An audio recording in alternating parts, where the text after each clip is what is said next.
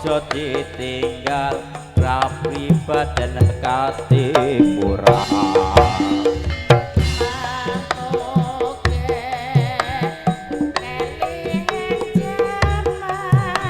Mbok yo sing eling Dek Gilar Tribudaya.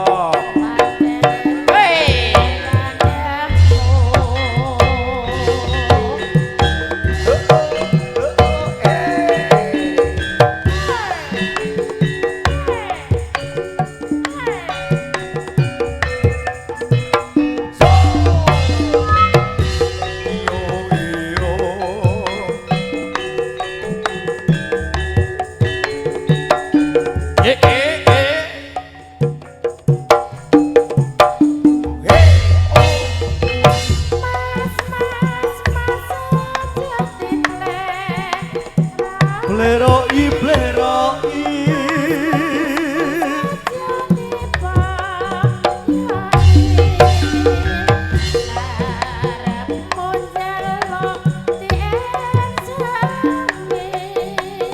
tingkah lakumu kudu ngerti cara aja ditinggal kapribaden pati murah.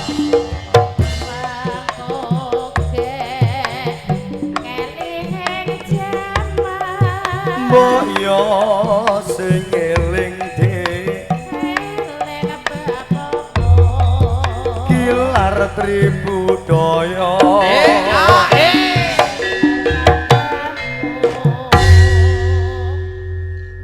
Ape opo polahmu iki lho. Ora perkara kok polah ngono. Ya wis bar iso cekongkang cekengkeng kok mangsane. Tegese kae semangat. Semangat yo semangat. Lah jian kowe. Jan piye? Ora koyok ning kayen. Adik ora kaya ning kayen sebabe apa, Mas? Tanggapan toprak dangdut kabeh ditekakno. Lho iki nek pancen dipun warga kayen iki jan luar biasa. Lah iya. Nganti ngene iki deloken Piye? penontonnya didum. Lah kok didom? Lah sing kono rame sing kono sepi. Ning ora lali Mas, alhamdulillah barokah. Ya. Ketoprak dipapake panggonan sing kepenak. Matur suwun. Nontone yo VIP. Matur suwun. Mancake yo VIP ning guri kono. Alhamdulillah. Ora ketang tipak kandang sapi. Lah ya to. Ora apa-apa ning resik. Resik piye? Kowe resik sebelah ngarep. Lah terus. Bareng aku teko guru kerokan menawa bar tinggo angkrem pitik ngendhok kok. Gegerku iso bintul kabeh ning pojokan aku. Kowe mau. Iya. Mulane manggon sak manggon iki didelok panggonane. Piye? Aja anggerprok. Wong tipak pitik mok nggoni. Ning penak kaya ana sing mijeti gegerku. Ya ngono ku. Lah aku lah iya. Piye? Aku lah seneng. Seneng piye? Kowe tipak pitik gatelen tok. Aku ning kono gegerku lara kabeh. Pitik lara. Lah piye le tong garing tak kei karpet.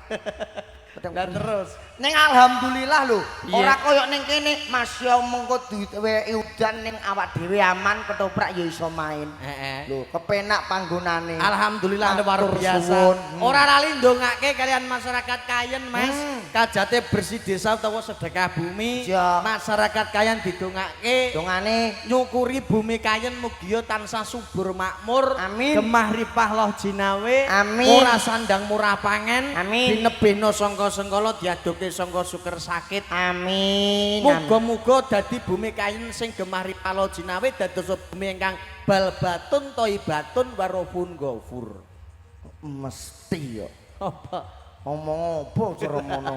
Ngomong apa iku piye le cah? Lah iya kene ndongakno ndonga sing apik wong do paham. Oh, tekan batun gitun gubur-gubur. Bal batun toibatun warobun gofur kae mertandake dadi bumi sing subur makmur. Ah, ngono. Gemah ripah loh jinawe. Alhamdulillah. Iya. Dongane yo apik tenan. Heeh. Kanggo masyarakat Kayen. Iya, Mas. dina iki wis nekakno nimbali toprak Pak Trimo. Pak Trimo Nembe sepisan. Heeh. Sowan wonten mriki. Ya, Mas. Diaturke sing apik-apik. Heeh. Ya to, Ya. ngerti dhewe anggotane karo ketoprake. piye Lho yo apik-apik, ganteng-ganteng yo ayu-ayu. Iya, no. Nah, iya mangkane iki awak dhewe yo ditulung, dibantu karo syuting lho. heeh Syutinge sapa kuwi? votinge Media Tama nggih. Oh iya. Oh alah, lagi ngene ta mau. Ini Tama. Ayo apa Oh, dhewe iya. nyanyi. Nyanyi wong loro. Ya nek dek nyanyi apa? Saya pengen wis lagi 4:30 ya, Dek. Lah nyanyi apa? Lagu kawak. Lagu apa ki aja Eh? sing aneh-aneh. Jo padha nelongso. Iku nek ora. iku Tenan ora kok iso iku nek. Ya wis Denok. Lah aku lho, aku iso. Denok iso. Iso wong aku Piye, piye? sanom. Piye? Kene iki kan sak kaumku, Iya iya iya. sak pantaranku. Iso. Lah lagune modern. Hmm. Lagu sing ora mudengi wong. Takono wong kene nek mudeng jo padha nelongso. Weh. Takoni. Jo padha nelongso mboten mudeng yo. Oh, Deng nek Denok ngertos. oh. Podang kuning. Wong kene lho mudenge manuk tok. Lah iya, lagu Denok sing anyar. Berarti wong kene iki mudenge podang kuning kae bab perkara manuk. Bab perkara manuk. Kae ya roh manuk. Ngerti no? Roh. Paham. Manuk-manuk apa sing betah ning banyunan? Manuk lang. Oh, kleru, Mas.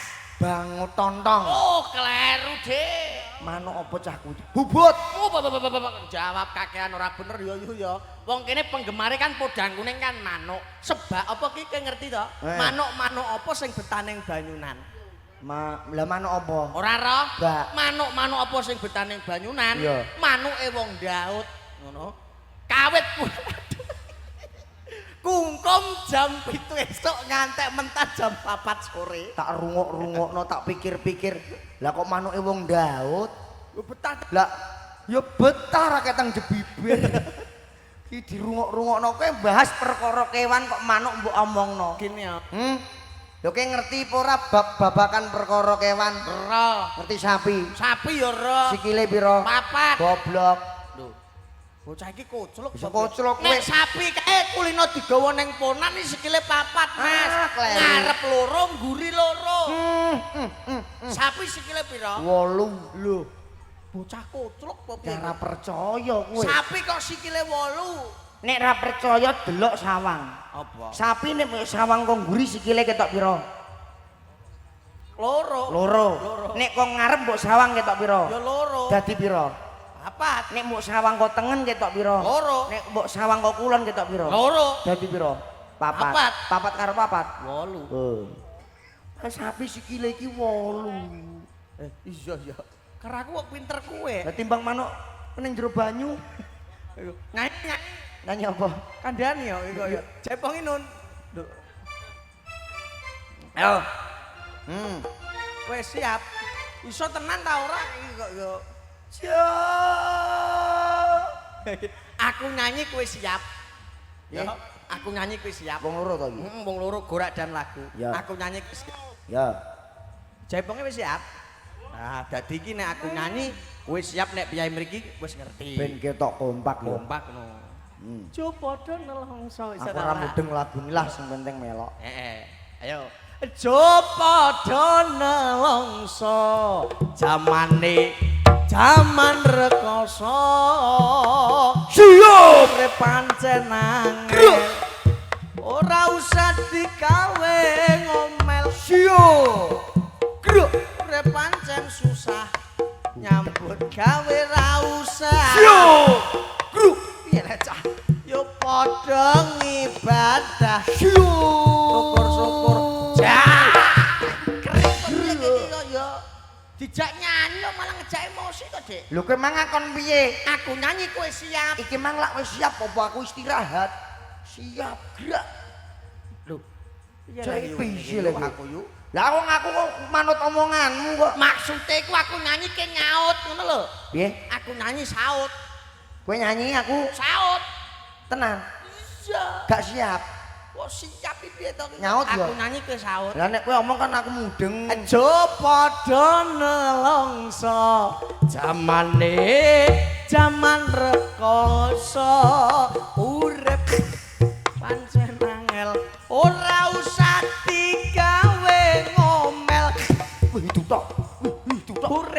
pancen susah nyambut gawe ra usah wegah. Yo gah aku gah. Ganteng-ganteng ngiler. kok Nyemberi wong. Goblokmu lho. Kok goblok piye? Maksud aku nyanyi saut. Lah iku mang tak saut apa tak jotos kowe? Saut. Tak saut ngono. Itu tok. Maksudnya ngene lho, Dik. Awak dhewe wong loro nyanyi ben ketok pantes disawang wong kaya. Lah iya. Dadine aku nyaut iki nyaut nggawa lambe ngono. Piye? Aku nyanyi saut nggawa lambe. Masya Allah. Bisa ta ora? Lambe. Wong loro aku nyanyi saut nggo lambe kok lambeku mbok sowan saut. Mosok gak dosa ngono. Gobloke cah iki. Gak apa-apa. 750 tok goblok. Mbok mosok nggo lambe. Aku nyanyi saut nggo lambe. Anu gak apa-apa ya. Padha nelongso jamane jaman rekoso urip pancen angel ora usah digawe ngomel jabang bayi urip pancen susah. Rasa nyanyi mo Ayo. gak mo Jere mbok kon nyaut nganggo lambe. aku akeh iki ternoda dadi dagelan. Alah gayamu nek bengi mbok keloni. Ge. Ayo. Saute nggawa lambe. Jaban bayi. Ayo Acil, aku kapung seminggu gak sikatan. Aduh. Maksud awak dhewe wong loro sahur manuk no lho, Mas. Jere mbok kon nyaut nggo lambe. Sahur manuk. Mau kadung gelem aku. Jumbre wong. Ayo. Moh gah, ora nyanyi ra patheken aku. Oke milih aku apa milih Nelly? Neli sapa? Nelly Pardi. Janganan.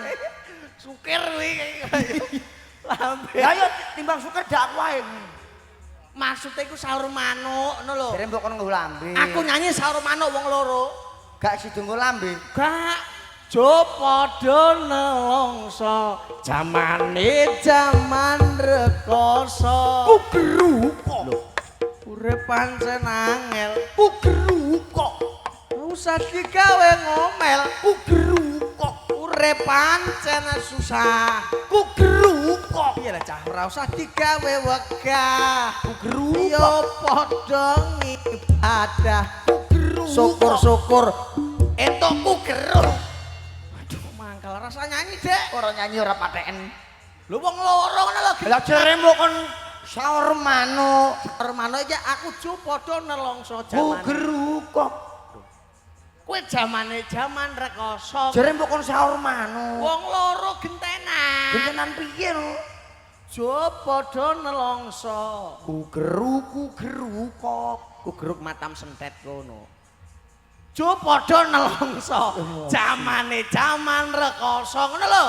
Oh, kuwi gentenan. So, Oh, aku ora mudeng lagu jo kawak. padha nelongso. Jamane yo Jaman rekoso. urip pancen angel. Mula urip ora usah ngomel.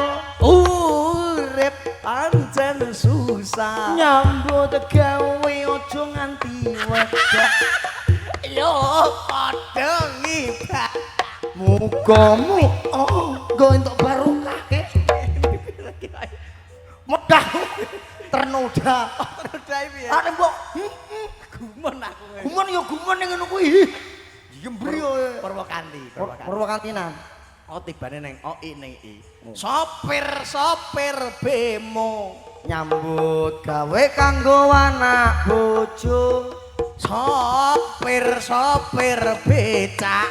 Nyambut gawe kanggo anak. Sopir taksi. Nyambut gawe sing ati-ati. Sopir lori. Susu kempir tak olori. Sik. Ngono ku ora parian wong edan kowe ngono. Sik. Lah apa nek mbok gawakno ngono kuwi? Sopir bemo kepenak. Iya. Golek dhuwit kanggo Anak bojo sopir becak, nyambut gawe golek sing penak. sopir taksi, Nyambut gawe sing ati-ati. sopir lori. Susu. Lho yo. Sik ciblok bongkong kok yo. Lho sopir lori yo. Oh. Lho lah apa klerune apa? Lah sopir lori. Susu kempir diolori. Bae yo ra gembleh-gembleh. Ya kempir. Lho, kok kempir? Lah lho pikiran rusuh iki. Gak rusak. Iku ngono wong mergawe. Mergawe apa, Mas? Mergawe ning sapi perah. Susune susu sapi, susu kempir diolori Berarti ki mang susu kempir diolori. Gak susune mbokem. Mangkel. Ngono nek nesu wae. Lah wong kuwe ora mudeng mang. Iwak wedhus. Dipangan ambune prengus.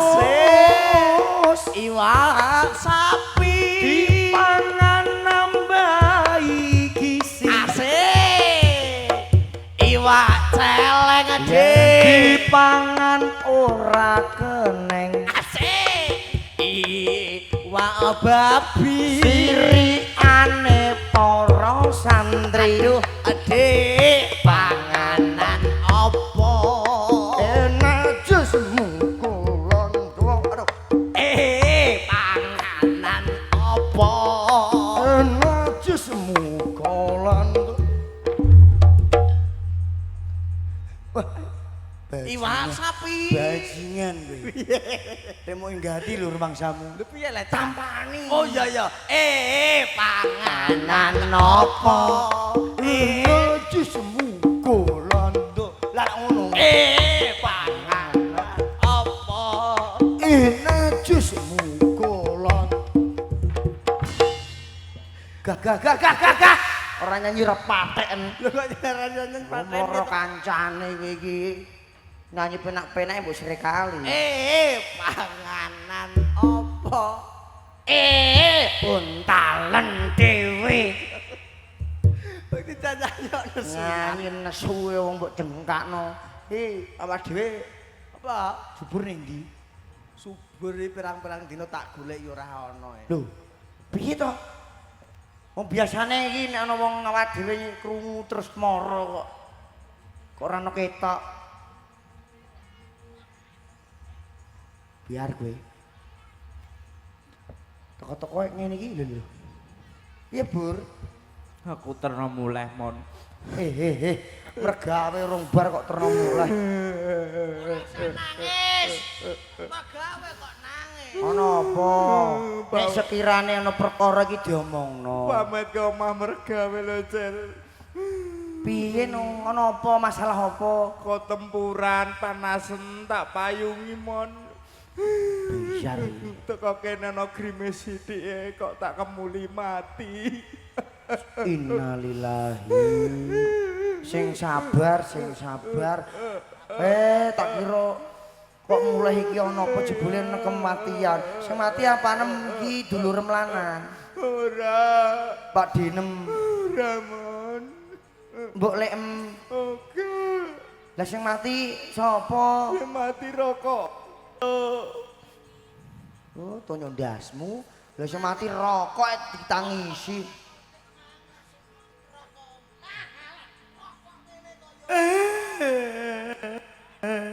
Kena apa kowe? Bangeten.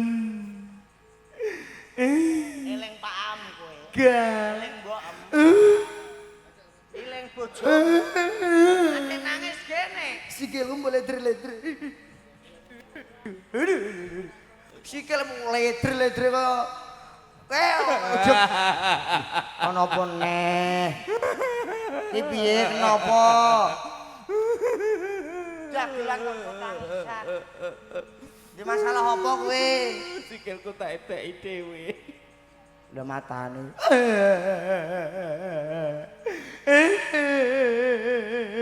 Tanganku hilang. Sesene danyang kene lang. Bangsane kok. Ayo diaturke leladon Mas, wektune ya karek sithik. Teman iki ana pamundutane nyur Napa? tayub 10.8. Oh, Tayuban. Ah. Ya orjine gen leren istirahat. Ndek Kendange gen turu. Nah. Dipun aturke pamundutan langen beksan Tayuban 10.8. 8.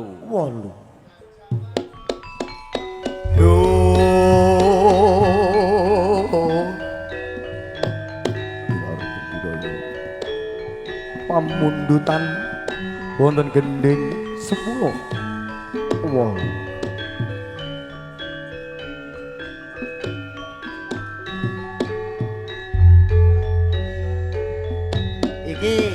kanca sukun Lasem Rembang nekat teko kene. Yuk. Oh.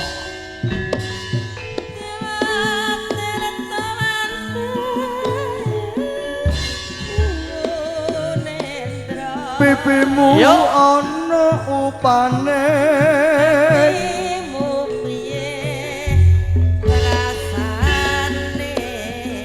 Yuk.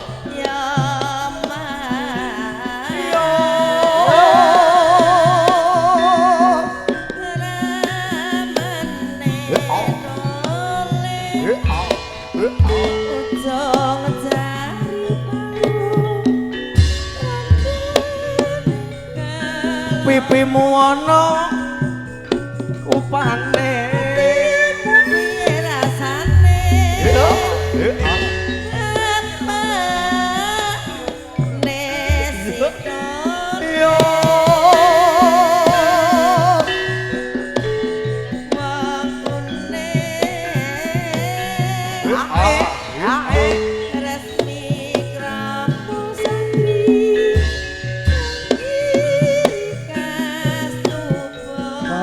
boyong aku urip mukti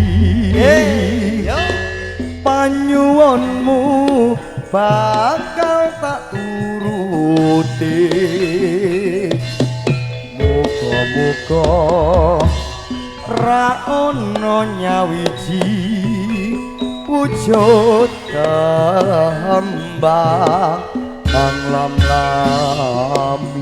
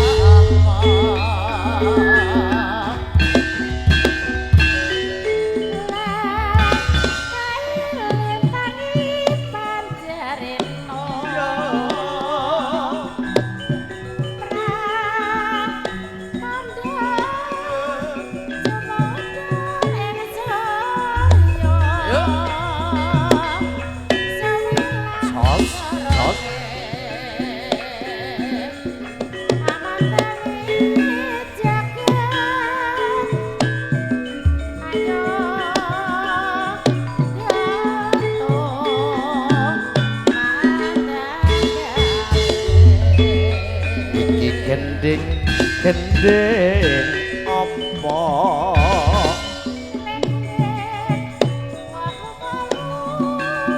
ning ati dadi marah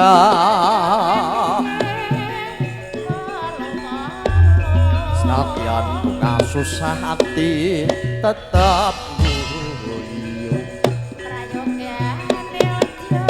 ojo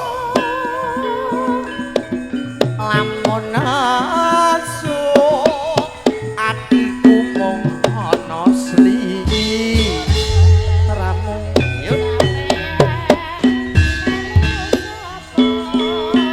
aku melu karo sing sayang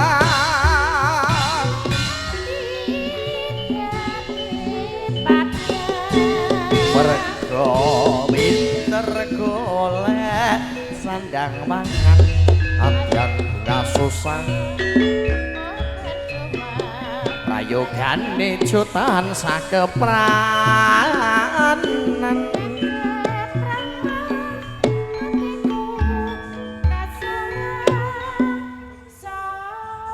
nggih Mas Kancil Mas Subur niki dipun aturke setunggal malih pamundutan jaran dor kanggo nutup sekalian awak dhewe mlebu ning sadurunge awak dhewe sowan iki ayo padha njaluk sepura sing gedhe.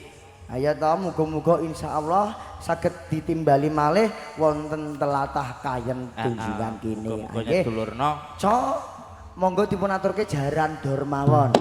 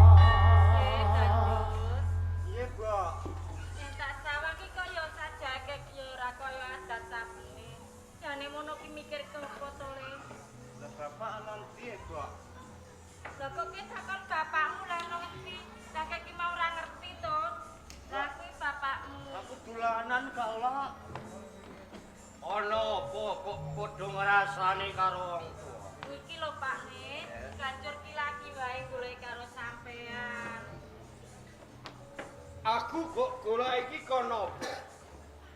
Sabene bapak iki ning omah kok lane ning omah ngono, Pak. Ngono. Ngene ya Le, lan kowe Nyai. Aku iki lagi bingung. Lah kok sampean iki bingung mikirke apa to, Pak Ne? Aku iki mau rak ning nggoning Pategalan. Bareng ngono aku iki ditemoni karo kanjenging Bupati-pati si Kembang Jaya. Sampean ditemoni kanjenge Bupati-pati Kembang Jaya. Lah terus jebul kanjenging Bupati-pati kuwi mau ngandhake nak pati saiki brubuh Nyai. Pati saiki berubah, Pak Ne. Iya.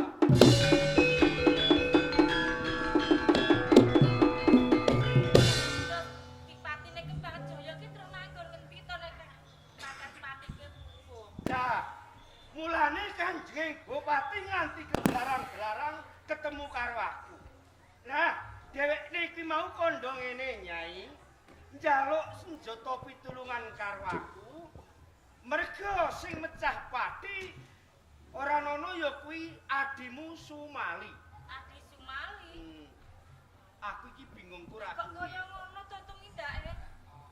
Mula sing dadekno bingung atuku perkara kuwi. Apa mengko kelakon dulur antaraning dulur padha bentak sirah. Lah terus sakit Pakne. Umpamane nek aku iki ora nyagui dawuhe Kanjenging Bupati, aku iki mesti dinakwa luput. Pancen bener. Upama tak lakoni, lah terus piye carane wong Sumali iki ora ketang piye? Wong sing sekti tanpa tanding. Lha apa ya Ini ya, bisa Pak. ngalahke Sumali to? Aku tak kondo kalau sampeyan, Pak. Piye lho, Njur? Kondo arep apa? Ini becike do tilik nggone Kakang Rojali ngono piye, Pak? Tilik sedulurmu Rojali. Mbok menawa Kakang Rojali iki duwe pangego lan njaluk tulung kalian Kakang Rojali, Pak. Mbok menawa kuwi bisa kanggo salono. Bisa nyegarke karo Pakmu Sumali. Mbok menawa bisa, Pak. Iya, Nyai. Nek karepe ganjurke kaya ngono, kok aku iki bakal karo Yen ngono ngiras pantes karo tilik karo anakku ya, Nyai. Ayo, ayo, ayo.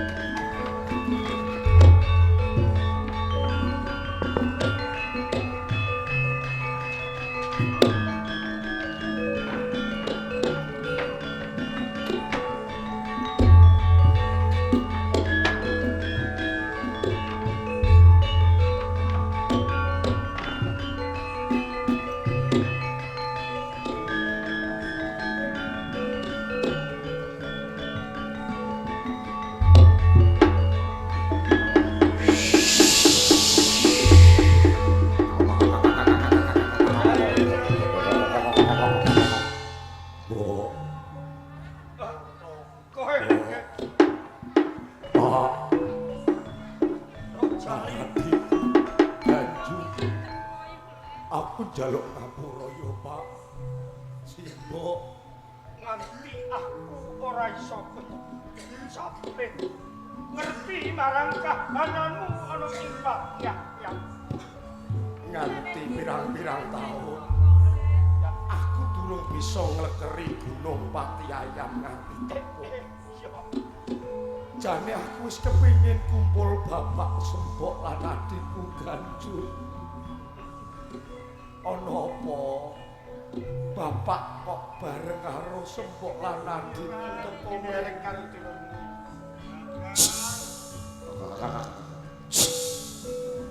Yen yo Bapak wis kepojok ing kahanan. Nganti aku tekani nggone Gunung Pati Ayam, siji aku kepengin pilih karo kowe. Sing angka loro ana kewajiban sing perlu tak rampungke. Bapak te kewajiban abot kudu bisa mbalekake kajayan ing Pati sing saiki dijagi karo pamanmu Sumah. nek ngono Pati iki dina brubuh, Pak. Boleh rubah Pak.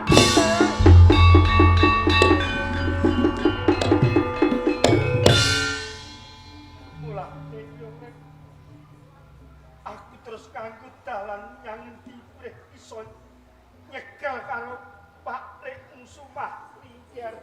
Iya, Pak. Nek pancen Bapak disampiri supaya balekke kajayan Kabupaten Pati saka tumindakne Pakde Sumali. Yo, Pati iso balik, Pati ora bakal brubuh, Pak. yo, kok ngono.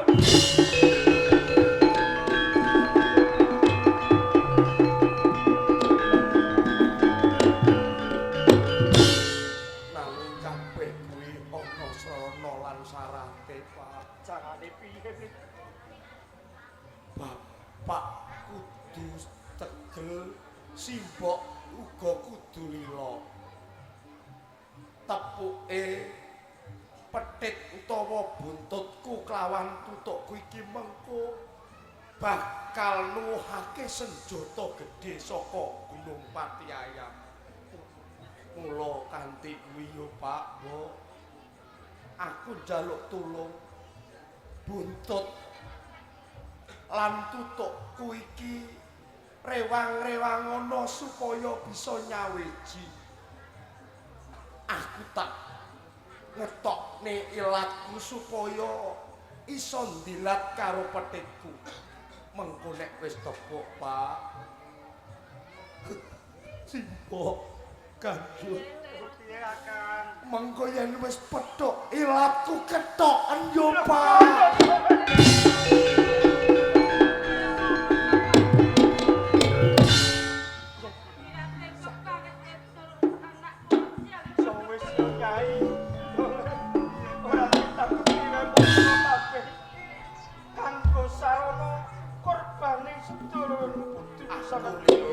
Lan aku ikhlas waton pati bisa jaya. Ganjur ayo kurang sithik. Ganjur ayo batek Ganjur. Pak ketok Pak.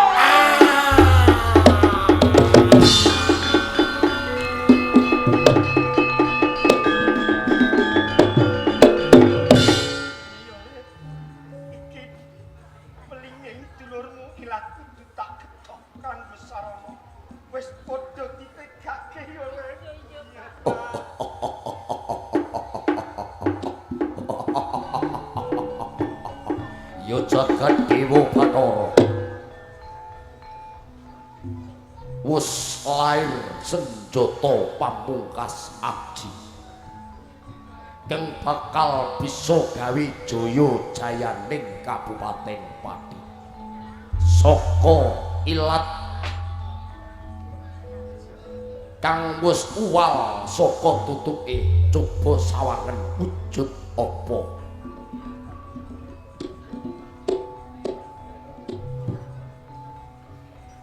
Coba yen slira kabeh pengin ngerti tugelaning ilat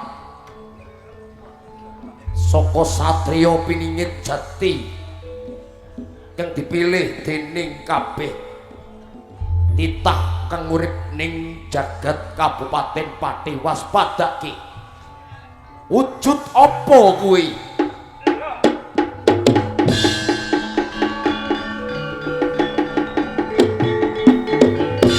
Waruhono ya kuwi kang katelah Wesi Aji Pulo Srani.